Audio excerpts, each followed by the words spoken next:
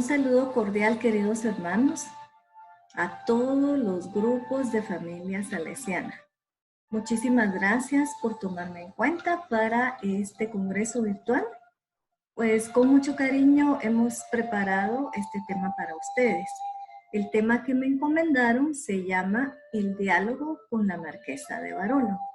Mientras estaba revisando aquí algunas cosas, pues me encontré también esta guitarrita y se me vino una canción que creo que podría ser como el signo de cualquier persona que se diga salesiana, ¿verdad?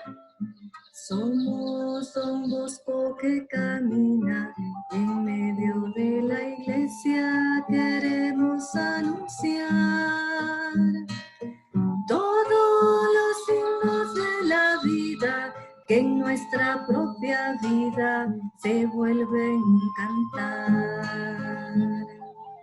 Bueno, si nos decimos salesianos, pues casi que inmediatamente nos convertimos en Don Boscos ambulantes sin importar en qué ambiente estemos. Ya vemos que dentro de la familia salesiana pues hay una gran diversidad de maneras de vivir este estilo salesiano en el que nos pensó Don Bosco. Entonces, empieza la historia. Decía que el tema que me dieron fue el diálogo con la marquesa de Barolo. Entonces, yo me puse a pensar, ¿por dónde empezamos? Algunos dirían, pues, por el principio. Muy bien, voy a empezar con un principio muy básico. ¿En dónde sería que fue este diálogo entre Don Bosco y la marquesa de Barolo? Respuesta me van a decir muy lógica, pues en Italia. Ajá, ¿y en qué parte de Italia? En ese entonces estaban específicamente en el sector que se llamaba el Piamonte. Y todavía, si yo me pongo a ver el lugar geográfico, cómo se llamaba, llegamos a un lugar que se llamaba Turín. Es un lugar específico al que por fin, después de varios años y de varias fases de crecimiento, había llegado Don Bosco por ahí. En cambio, la historia de la marquesa de Barolo, pues es diferente. Ella nació en 1786 y murió en 1864. Era una persona que pertenecía a la realeza. Se casó a los 18 años y resulta que no pudieron tener hijos con su esposo. Tanto su esposo como ella eran personas muy piadosas, por decir, muy buenos cristianos. Con el paso de los años empezaron ellos a ayudar especialmente a las niñas que estaban en estado de necesidad cercanos a donde ellos tenían su palacio. Resulta que la marquesa de Barolo a un punto se queda viuda y quedándose viuda, ella enfoca todos sus esfuerzos en seguir sirviendo a niñas y jóvenes que estén en estado de peligro. En este caso, era porque estaban en una situación de guerra interna, había una crisis ahí, en Italia todavía no era Italia, ¿verdad? Y habían conflictos internos. Además, propiamente en Turín, que es en donde estaban, había también una revolución industrial que estaba también afectando ese espacio geográfico en sí. Quiere decir entonces que estaban viviendo en un momento histórico específico, que era un momento realmente conflictivo, que estaba generando, por lo mismo de tanto conflicto a nivel político y a nivel económico, un efecto a nivel social. En este caso, había demasiada orfandad por las calles de Turín. Entonces, ella se metió en su cabeza y en su corazón que, siendo que venía de una familia como tan pudiente, quería de alguna manera reintegrar y reinsertar a estas jovencitas a la sociedad. Así que empezó a hacer una serie de obras, unas más grandes que otras. Empezó con hospitalitos, también tenía un apostolado en el que iba a atender a las mujeres en las cárceles. Logró también que trataran de una manera diferente a las mujeres que estaban presas y luego les creó un lugar como un hogar en el que se volvió algo así como una casa de prevención. La idea era que dejaba a una señora encargada, que era como una mamá, porque ella quería que estas niñas y jovencitas tuvieran la oportunidad de vivir la experiencia de tener una familia. Entonces, estaba esta señora que funcionaba de mamá y las jovencitas vivían ahí al menos por un año y en ese año aprendían oficios o aprendían algo para cuando les tocara salir tuvieran la oportunidad de encontrar algún trabajo. Ella también se encargaba de buscarles trabajo a estas niñas. Entre otras de sus obras también se puede mencionar un colegio que fue con el que empezó al inicio, que era un colegio más para señoritas ricas, por así decir. Y entonces, después que estableció este colegio, fue que empezó a hacer esta serie de obras que eran más para niñas de pocos recursos. En realidad, estas niñas, estas jovencitas de pocos recursos, que además habían tenido experiencias de violencia en su vida en general, son las que más movieron su corazón y son las que hicieron que ella generara tantas obras. Al final de su vida, pues ella dejó suficiente dinero para que las obras continuaran a pesar de que ella no estuviera físicamente. Logró también dejar fundadas varias congregaciones de religiosas y pues esa fue su proyección prácticamente en la vida. Quiere decir que la marquesa de Barolo era una mujer de acción, era una mujer de servicio. Esto me trae entonces una frase que me encontré mientras estaba revisando algunos papeles. La frase que me encontré dice así: una persona sin capacidad de autodeterminación no es un ser humano y por tanto no es sujeto a historia. Suena un poco duro, ¿verdad? Eso quiere decir que si todos nosotros no somos capaces de autodeterminar quiénes somos, para dónde vamos, qué queremos hacer, en general en la vida, ni siquiera vamos a existir en la historia.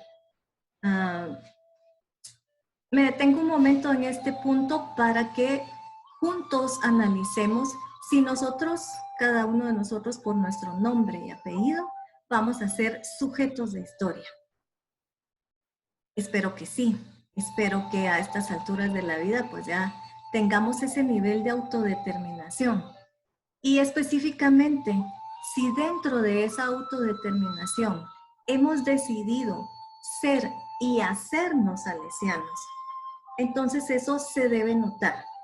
Hace algunas semanas tuvimos un encuentro a nivel nacional de salesianos cooperadores y un aspirante usó una expresión que me gustó mucho y dice: no se puede pensar en un salesiano con las manos entre la bolsa. Es decir, no podemos pensar en un salesiano o una salesiana que esté viendo el paisaje y que no reaccione y que no haga nada. Somos de acción. Entonces, creo que eso de hecho ya nos va a convertir a todos en sujetos de historia. Ya vimos entonces una parte de la marquesa de Barola. Hay otro personaje que de repente queda un poco perdido en la historia que les voy a narrar en un momento. El personaje que queda un poquito perdido es Don Cafaso. ¿Y quién es Don Cafaso?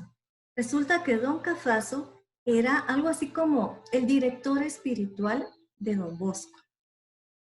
Tenían tal relación y tanta confianza que a un punto cuando Don Bosco ya, como quien dice, terminó los estudios para hacerse sacerdote, le dijo: mira, ¿qué te parece si inviertes al menos 2 años más, ahora sí, para que aprendas a ser sacerdote? Cuando uno escucha esa expresión, piensa: ay, entonces, ¿qué hizo los años anteriores? Bueno, tenemos que ser bien objetivos en esto. Los años anteriores, pues sí, recibió formación académica, por supuesto que recibió sus clases de teología y seguro que tuvo grandes experiencias a nivel espiritual, experiencias de formas de hacer oración, ¿verdad? Pero Don Cafaso tenía claro que en ese momento la formación de los sacerdotes era demasiado teórica. Y entonces realmente no tenían una experiencia de qué estaba pasando afuera de la puerta del seminario, por decir de una manera. Entonces lo invitó a que se fuera con él a un lugar que se llamaba el convito, y en ese convito tenían unos horarios establecidos en el que una vez en la mañana y otra vez en la tarde recibían algún tipo de clase un poco más para enfrentar la realidad. Pero en el resto del tiempo que aparentemente les quedaba libre, los sacerdotes que estaban ahí, ya casi terminaditos de salir del horno, tenían la oportunidad de ir y hacer apostolado, así como lo conocemos ahora. O más bien, tenían la oportunidad de salir a la calle y de ver realmente qué estaba pasando enfrente de su casa prácticamente, ¿sí? Entonces, de esta cuenta es que don Cafaso le pide a don Bosco que lo empiece a acompañar a sus visitas a las cárceles. Ya sabemos que estas visitas a las cárceles conmovieron hasta los huesos a nuestro santo, de tal manera que lo que más le impactó en su corazón fue justamente el ver que dentro de la cárcel no habían distinciones de edades. Entonces, los niños y los jóvenes que por alguna razón paraban presos, paraban también entre toda esta multitud de delincuentes ya adultos o viejos, en donde se ponían en un estado de vulnerabilidad aún más alto. Quiere decir que salían del peligro en el que estaban en la calle a caer a un peligro adentro de la cárcel. Y el pensamiento de don Bosco sabemos que fue, tengo que hacer algo para que estos niños, estos jovencitos no lleguen aquí. Algo tenemos que hacer antes de que caigan en la tentación de delinquir o de ser violentos o de lo que sea. Entonces, vemos que tanto don Bosco como la marquesa de Barolo eran personas determinadas. Y también vemos que la persona que fue el nexo entre ellos dos, fue don Cafaso, también era una persona determinada. Así es que por eso los tres se han ganado el derecho de estar en la historia. Se han ganado el derecho de ser sujetos de historia. Así es que tenemos tres ejemplos entrelazados que tienen claro para dónde van, por qué quieren hacerlo y van y lo hacen, con todas las consecuencias. Eso es ser una persona determinada. Muy bien, entonces, ya después que puse este contexto un poco rápido, les quiero comentar que geográficamente, y no importa tanto que no se vea o que no se lean las palabras, ¿verdad? No importa el planito. En este planito están los nombres de varias calles, varias iglesias y también el dónde estaba ubicado el convito, en dónde estaba ubicado el palacio de la marquesa de Barolo y en dónde estaban una serie de templos en Turín. Y entonces resulta que al contar cuadras, no dan ni 20 cuadras a la redonda, ¿verdad? Eso quiere decir que todo estaba cerca. Interesante, ¿verdad? Voy a decir que es lo interesante. Lo interesante es que dentro de este mismo espacio, que es lo que nos puede pasar a todos, puede haber un palacio, puede haber una iglesia y puede haber un prostíbulo. Y al mismo tiempo puede haber una casa de formación sacerdotal. Esa es nuestra realidad. Esa era la realidad en ese momento en Turín y actualmente también puede pasar. Podría mencionar varios lugares en Guatemala en donde la situación es muy parecida. Lo que quiero decir es que los contrastes en el estilo de vida entre unos y otros estaban a la orden del día. No era necesario ser muy doctos para darse cuenta de las diferencias que de por sí se estaban dando en ese momento en Turín. Tampoco es necesario ser muy doctos en este momento para que nos demos cuenta de las diferencias en las que estamos viviendo.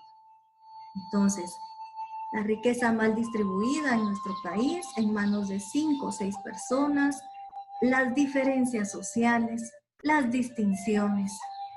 Y bueno, y en esta época de pandemia se nota mucho más una serie de situaciones sociales a las que como salesianos podríamos darles una respuesta más contundente, ¿por qué no decirlo? Ahora nos está tocando a nosotros vivir también en un momento histórico específico. El punto es que saquemos las manos de la bolsa y que nos pongamos a trabajar a ver qué es lo que vamos a hacer para contribuir a mejorar de alguna manera la situación, especialmente de los niños y jóvenes que estén en una situación más vulnerable en este momento. Bueno, esto era solo una referencia. Otra que tengo por acá, que hice mi tarea. Aquí dice proceso cronológico y argumental de la vida de Don Bosco. Y hay un espacio temporal marcado, es de 1844 a 1846. El gran título es Del oratorio emigrante a Baldoco, la marquesa de Barolo y Don Bosco. Una historia que comienza. Y me gusta todo cómo lo escribieron. ¿Por qué? Primero, porque me deja claro que el oratorio incipiente de Don Bosco, este jovencito sacerdote que tendría 28, 29 años, con mucha inquietud en su corazón, empezó a ir de parque en parque, de lugar en lugar, de maltratada en maltratada, pero no le importaba porque él estaba con sus muchachos. Tan no le importaba que la gente justo en esta época empezó a decir que Don Bosco podría ser que estaba loco. Porque ¿a quién se le ocurría llamar a estos muchachos tremendos, bandoleros, ahora diríamos mareros, para darles una catequesis, para darles un panito y para enseñarles algo, como así, para empezar a enseñarles por lo menos a leer y escribir? Entonces, Don Bosco prácticamente estaba declarado loco por esa comunidad en la que él estaba desarrollándose. Al mismo tiempo, la marquesa de Barolo, como ya mencioné, estaba fluyendo en todas las obras que ella quería hacer, también en bien, en este caso, de las jóvenes. ¿Sí? ¿Quién fue el nexo? Ya lo dije, fue Don Cafaso. A Don Cafaso, la marquesa le pidió que le consiguiera un capellán para el hospitalito que estaban construyendo y para las niñas que en ese momento tenían un pequeño hogar. Como también se necesitaba el dinero, porque para poder atender a unos también debemos ver de dónde sacamos la plata, entonces aceptaron el trato. Y así fue como la marquesa de Barolo se encontró con Don Bosco. Empezaron muy bien, tanto que Don Bosco le dijo: mire, marquesa, yo con mucho gusto me quedo trabajando aquí, pero le quiero pedir un favorcito. El favorcito es que usted me permita, en los ratos libres que yo tenga, pueda traer aquí a mis chicos del oratorio. Y la marquesa le dijo: claro, en lo que terminan de construir el hospital, usted puede traer a sus muchachos y trabajar con ellos aquí, no hay ningún problema. Y entonces eso quiere decir que Don Bosco estaba trabajando el doble o el triple todos los días, incansable. Lo digo así porque Don Bosco se dedicaba a sus responsabilidades con las niñas como capellán y luego inmediatamente se iba con los muchachos a bailar, a cantar, a darles catequesis, pero especialmente prioridad para él era darles la oportunidad de que se confesaran. Entonces, para él era súper importante escuchar a los muchachos.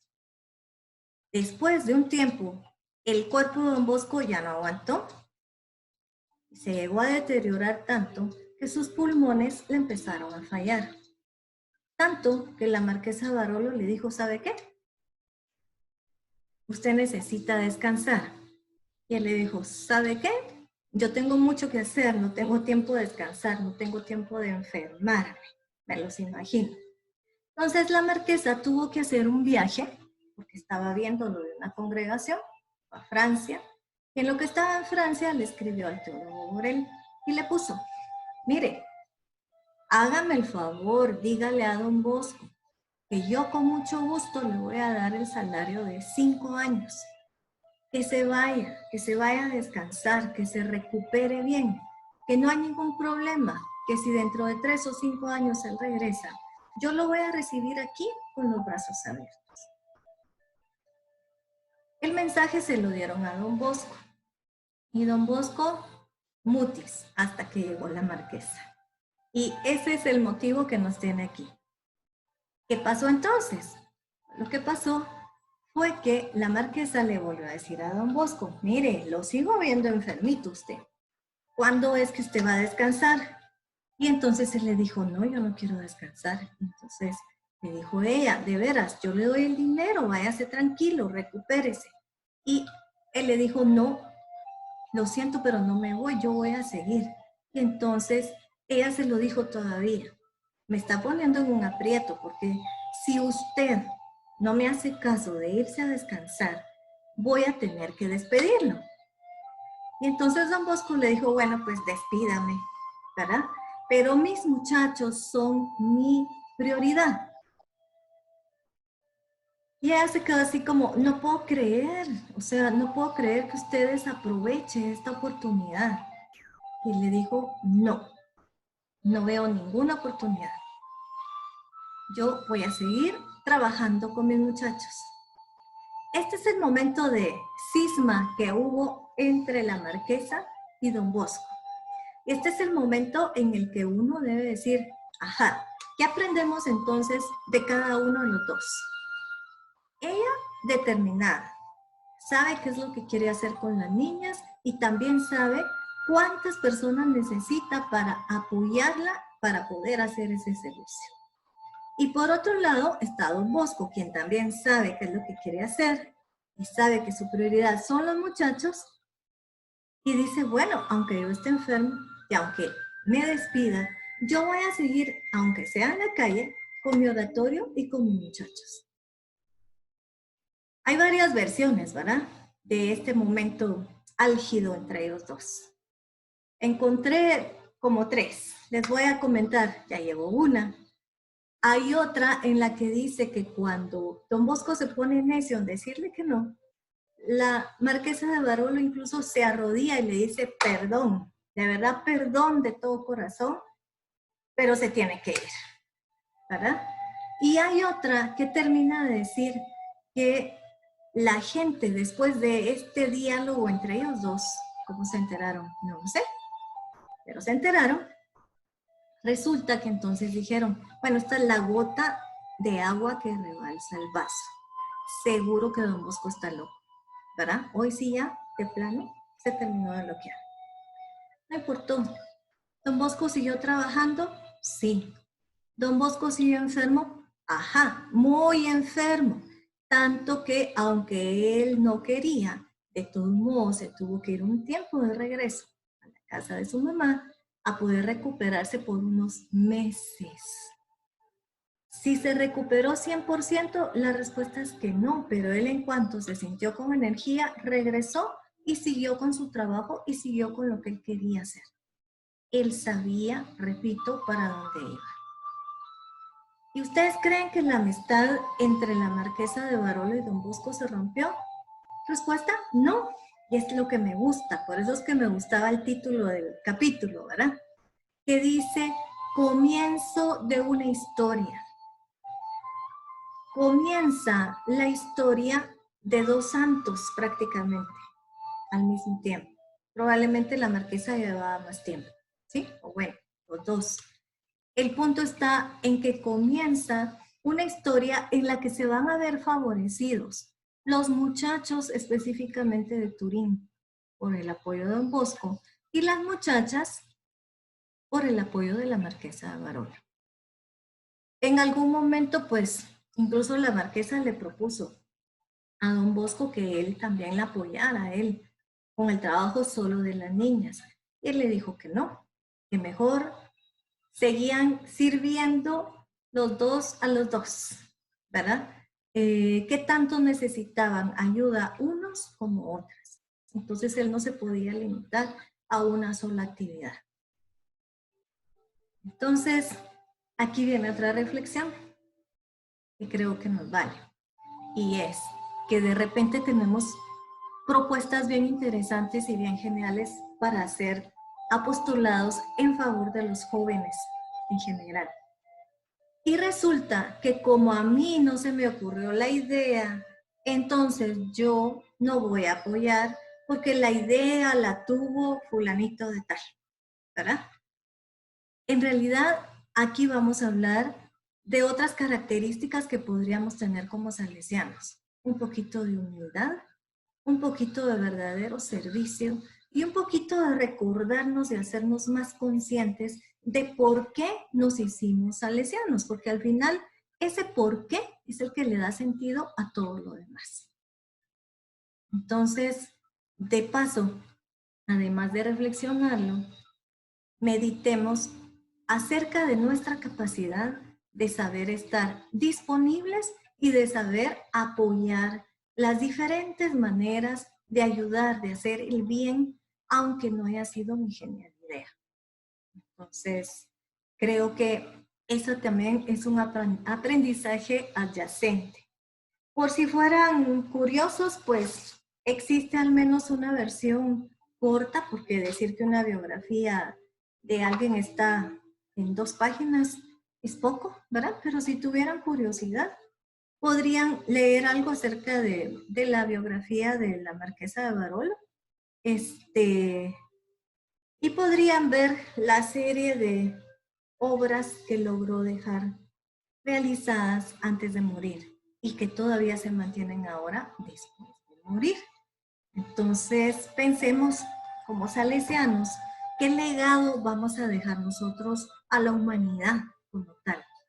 Para algunos suena un poco exagerado, pero en verdad esta invitación de un corazón salesiano es para ir más allá incluso de lo que nosotros podemos imaginarnos. Así que sí, ¿qué legado le queremos dejar a la humanidad? ¿Qué estamos haciendo desde hoy para dejar ese legado y que aunque no estemos, alguien más lo pueda seguir trabajando, pero que se siga haciendo el bien, especialmente a quienes más lo necesitan? Quiero compartir con ustedes también 2 propuestas. Hay una propuesta que la hizo Confucio y Confucio quería hablar específicamente acerca de la sinceridad. Yo le puse sinceridad en acción. ¿Y cómo así? Dice Confucio que una persona que está buscando ser honesta, para empezar, demuestra claramente cuáles son sus intereses personales y se esfuerza por alcanzar esos intereses personales de forma abierta. Todo el mundo sabe que esos son sus intereses. Sube un poquito de nivel y entonces, además de buscar sus propios intereses, también busca los intereses de las demás personas y se basa en 2 grandes principios, que son la bondad y la justicia. Y me llamó mucho la atención que para estos 2 primeros niveles también dice que busca el bienestar y la alegría de la persona. Y número 3, para terminar de subir en este nivel de desarrollo a nivel personal, es llegar a un nivel de fraternidad y humanismo tratando a los demás como quisiéramos que los demás nos traten a nosotros. Entonces ven que parte de la persona individual sigue con los intereses de los demás y trasciende cuando por fin logra decir somos una fraternidad, somos hermanos y como hermanos podemos ir juntos por intereses comunes. Y está Don Bosco. Don Bosco nos promueve varios valores específicos y como salesianos promovemos también estos valores. En este caso estamos hablando específicamente del valor de la honestidad y del valor del respeto. ¿Desde dónde? Vamos a hablar acerca de la honestidad y el respeto para empezar para nosotros mismos. Y luego, desde la convivencia social. No somos entes aislados, entonces yo solita no tendría sentido que tuviera esta vida o que estuviera hablando ahorita, ¿verdad? Hacer una construcción social desde lo más interno del ser humano. Desde mi interior, yo puedo estar dispuesta a crear esta construcción social en la que todos pueden y deben participar. Somos personas que somos capaces de pensar en los otros, pero además tenemos una apertura a lo trascendente, tenemos una apertura a Dios, tenemos una apertura al amor como un absoluto. Y esto se refleja en el sistema preventivo de Don Bosco. Así que ese es el gran legado que nos está dejando Don Bosco. Es interesante cómo en tiempos diferentes y de culturas también diferentes, ambos nos están dejando una manera de construir mejor nuestro ser, pero también de construir mejor la sociedad.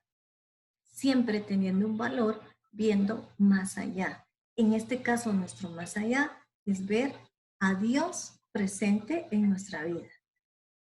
Y pues ya para ir cerrando, voy a terminar con lo que debía haber empezado.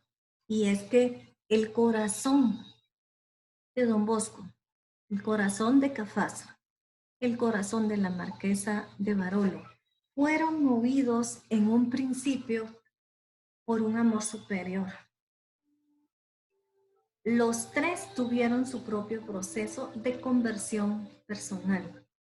Y el personaje principal entonces en toda esta historia es Jesús, especialmente bajo la figura del buen pastor. Porque en medio de esto, que Don Bosco tenía como la confusión de qué voy a hacer, cómo voy a atender a mis muchachos, tuvo por lo menos 2 sueños que eran secuencia del sueño de los 9 años. Y en esos sueños él se veía caminando otra vez entre lobos, entre fieras, pero acompañado de una mujer. Y mientras conversaban con esta mujer, entre los dos decían que iban a dedicarse a salvar a esas almas. Así que con el tiempo, él fue entendiendo que esa mujer iba a ser como de alguna forma el paralelo en relación al servicio y al apostolado que se iba a dar a la juventud, que era la marquesa de Barolo. Y luego, conforme sigue la historia, ellos continuaron con su amistad y especialmente se continuaron respetando uno con el otro. ¿Por qué? Porque los que los movía era algo más. Les movía la figura de Jesús, un Jesús que está dispuesto a darlo todo por todos. Un Jesús tan humano que entrega su propia vida por cada uno de nosotros. Así que si el propio Jesús lo hace, nosotros, ¿por qué no?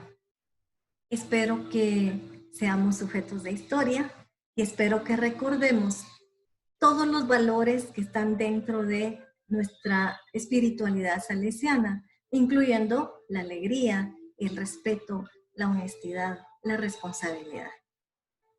Pues de mi parte es todo por hoy. Y espero que sigamos compartiendo y que este congreso nos deje buenas enseñanzas y que nos impulse a continuar con nuestras actividades con los jóvenes que más lo necesitan y que lo hagamos siempre con mucho amor. Hasta una próxima. ¡Viva Juan Bosco!